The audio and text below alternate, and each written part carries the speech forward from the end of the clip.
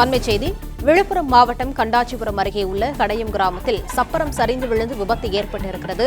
கூடுதல் விவரங்களை செய்தியாளர் ஜோதி நரசிம்மன் வழங்க கேட்கலாம். ஜோதி நரசிம்மன், வணக்கம், விவரங்களை சொல்லலாம்.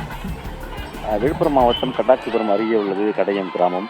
இந்த கிராமத்தில் 2 ஆண்டுகளுக்கு ஒரு முறை தேர் திருவிழா நடைபெறும். அதாவது சூரப்பிடாரி அம்மன் கோயில் தேர் திருவிழா 2 ஆண்டுகளுக்கு ஒரு முறை நடைபெறும்.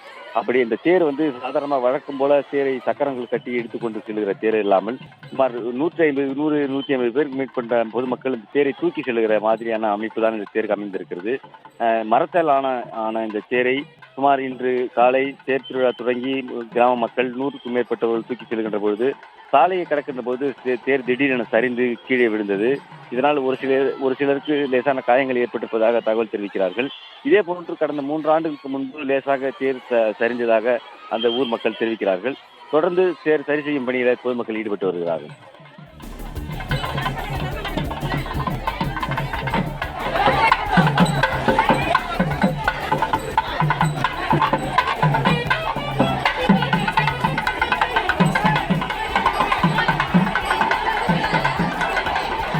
விவரங்களுக்கு நன்றி ஜோதி நரசிம்மன்.